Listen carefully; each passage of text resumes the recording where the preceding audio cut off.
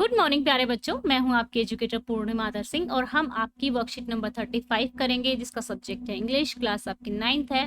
पिछली कुछ वर्कशीट्स में हमने स्टोरी लिखना सीखा था, है ना। सुनील वाली, जब उनकी एक फ्रेंड गुम हो जाती है, वो वाली स्टोरी देखा था। एक मंकी और एक लड़की की स्टोरी हमने लिखी थी। फिर हमने 4 फ्रेंड जो होते हैं पिकनिक पे जाना चाहते हैं, वो स्टोरी हमने लिखी थी। तो dear students, in this worksheet, इस वर्कशीट में we will revise how we write stories. हम किस तरीके से स्टोरी लिखते हैं। Identify the clues and try to rewrite one story that you wrote in the previous worksheet. आपको क्या करना है, री राइट मतलब जो स्टोरी आप पहले लिख चुके हैं वही स्टोरी एक बार दोबारा से आपको लिखनी है। एक स्टोरी में मेनली 4 कंपोनेंट होते हैं। एक तो कैरेक्टर, कैरेक्टर बोले तो जो उसमें लोग होते हैं स्टोरी में, ठीक है। फिर सेटिंग, सेटिंग बोले तो जिस प्रकार की वहाँ सेटिंग है कि आप समुंदर पे हो, पहाड़ों पर हो, या घर पे हो, या फिर किसी शॉप में हो, या रेस्टोरेंट में हो, या पार्क में हो, जहाँ पे भी वो स्टोरी घटित हो रही होती है, ठीक है। फिर आता है आपका प्रॉब्लम, ठीक है, प्रॉब्लम कौन सी है। फिर आपका आता है सॉल्यूशन, सॉल्यूशन क्या है, राइट। तो चलिए यहाँ पे देखते हैं। We practise writing different story. One about fairies, हमने एक फेरीज के बारे में पढ़ी। एक हमने लड़की और मंकी के बारे में पढ़ी। वन वाज अबाउट पिकनिक, एक हमने पिकनिक के बारे में पढ़ी। One was based on A visual input, visual का मतलब होता है जिसमें डायग्राम दिया हुआ था, ठीक है, और उससे हमने स्टोरी बनाई थी। One was a funny story about Akbar and Birbal, एक अकबर और बीरबल के बारे में स्टोरी थी। तो अभी तक हम कई स्टोरी पढ़ चुके हैं। Given below are the statement with the 2 choice, नीचे क्या है, 2 चॉइस दी हुई है, ओके। तो circle the one which you focus more on so that you may try to focus on the other element as well. तो मान लो अभी आप एक पे फोकस करते हो तो आप दूसरे पे भी फोकस कर सको, इसकी स्टोरी दी हुई है। I like to write story based on visual inputs या फिर रिटर्न प्रॉम्प्ट्स, मतलब एक तो आपको क्लू दे रखे हैं और लिखे हुए में, या फिर विजुअल इनपुट्स में। अगर पर्सनली मेरे को देखा जाए तो मैं विजुअल इनपुट्स में ज़्यादा मतलब जो विजुअली, क्योंकि सेटिंग्स दिखा देते हैं उसमें कि कहाँ पर है वो, ठीक है। I like to write funny stories, adventure stories, story about the fairies and god, stories about daily life and animal story. मुझे जो स्टोरी है जो परियां होती हैं और भगवान या भूत प्रेत वगैरह उनके बारे में स्टोरी ज़्यादा अच्छी लगती है, तो मैं इस ऑप्शन के साथ जाऊंगी। आप अपना डिफरेंट ऑप्शन भी चूज कर सकते हैं। The most important element of a story for me is the character, setting, problem या फिर सॉल्यूशन। मेरे लिए मोस्ट इंपॉर्टेंट होता है सॉल्यूशन करना, ठीक है। व्हेन राइटिंग, वैसे तो ये चारों ही चीज इंपॉर्टेंट है, सॉल्यूशन भी तभी होगा जब प्रॉब्लम एग्जिस्ट करेगी, ठीक है। और प्रॉब्लम कैसे एग्जिस्ट करेगी, कहीं ना कहीं किसी जगह पे तो वो घटित हो रही होगी। When writing about the character, I focus on character's appearance, tone, attitude और point of view. तो मैं point of view पे ज़्यादा ध्यान देती हूँ। When describing the setting, I focus on describing surrounding, describing people, describing culture. तो describing people जो है वो मैं ज़्यादा ध्यान देती हूँ। While writing a story, I prefer to focus on emotion, action, language of the story और dialogues. तो एक्शन ऑफ द स्टोरी में मैं ज़्यादा ध्यान देती हूँ। While writing the story I like to use short sentence, long sentence, complex sentence, noun phrase, mix of all. तो मैं मिक्स ऑफ ऑल यानी कि स्टोरी जो है शॉर्ट सेंटेंसेस भी होते हैं, लॉन्ग भी होते हैं, तो मिक्स ऑफ ऑल होता है। तो अब आपको करना क्या है, जितनी स्टोरी आपने लिखी है ना, from the stories you have read in the previous worksheet, जो आप लोगों ने प्रीवियस वर्कशीट में मैंने आपको लिखवाई हुई है, उसी स्टोरी को री राइट करना है। Any one that you liked most, जो आपको सबसे अच्छी लगी है।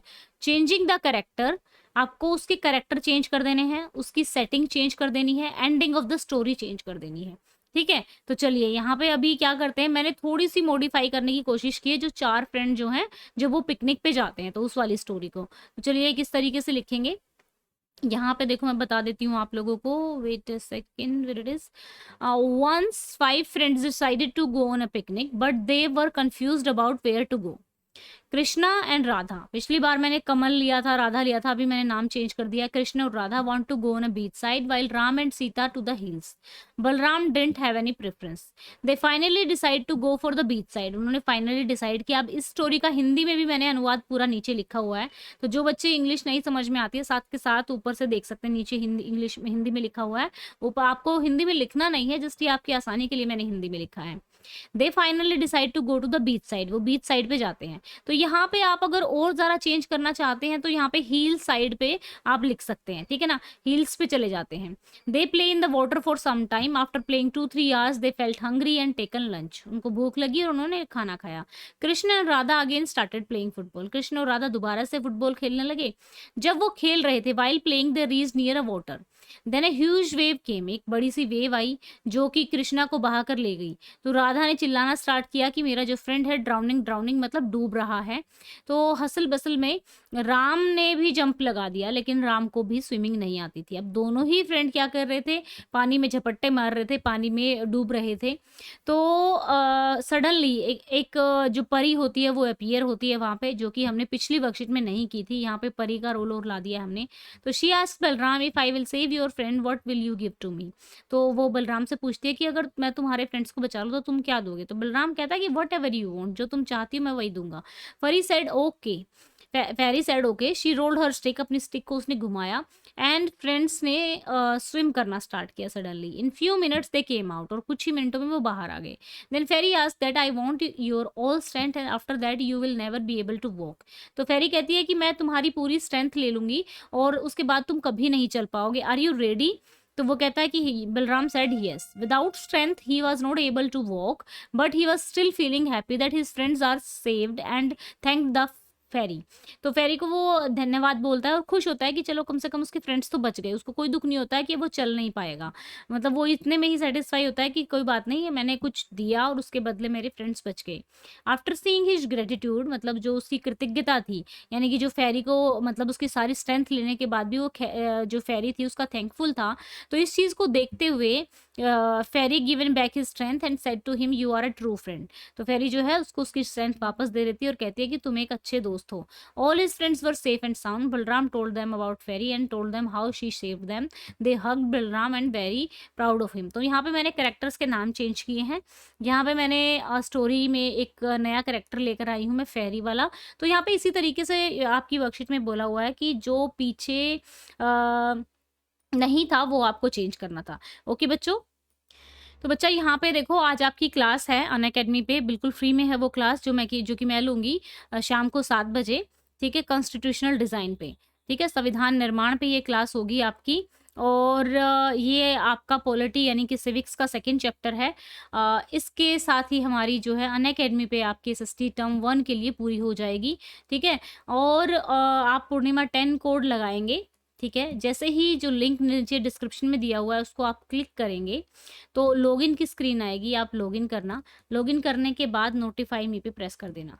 तो जैसे ही 7 बजे शाम को मैं लाइव आऊँगी आपके पास नोटिफिकेशन पहुँच जाएगा। संविधान निर्माण और कॉन्स्टिट्यूशनल डिज़ाइन वाला हम चैप्टर करेंगे। आपको कोड यूज़ करना है पूर्णिमा 10, नीचे लिंक डिस्क्रिप्शन में दिया हुआ है। ये जो सीरीज़ हमने की थी ये टर्म 1 की प्रिपरेशन के लिए थी, इसमें हमारा क्विज़ भी होगा साथ के साथ में, ठीक है। स्पेशल क्लास या फिर लाइव क्विज भी आप पूर्णिमा 10 कोड के थ्रू यूज कर सकते हैं, या फिर अगर आप कोई कोर्स खरीदते हैं तो 10% डिस्काउंट मिलता है जब आप पूर्णिमा 10 कोड लगाते हैं। तो बच्चा ये आपका कॉन्स्टिट्यूशनल डिजाइन वाला चैप्टर रहेगा। डिजाइन जिस दोनों मीडियम में रहेगा, संविधान निर्माण जिसमें इंपॉर्टेंट चीज़ें भी बताई जाएंगी, और आपकी इसी तरीके से पूरा एसएसटी टर्म 1 के लिए प्रिपरेशन हो जाएगी, जिसमें हमने पूरा क्विज भी लिए हैं। और कुछ बच्चे जैसे बोल रहे हैं कि यूट्यूब पे लिया जाए, तो हम यूट्यूब पे भी क्लासेस लेंगे इस चीज़ की, ठीक है। तो सभी बच्चे मिलेंगे मुझे 7 बजे, ठीक है, क्विज है। ओके बच्चों, thank you, have a nice day, may God bless you, अच्छे से पढ़ते रहो, आगे बढ़ते रहो। 7 बजे शाम को आज आपकी क्लास है किसकी, कॉन्स्टिट्यूशनल डिज़ाइन, दैट इज़ संविधान निर्माण की। तो सभी बच्चे प्रेजेंट रहेंगे और इस क्लास को अटेंड करेंगे, ये आपके टर्म 1 के सिलेबस में बहुत हेल्प करेगा।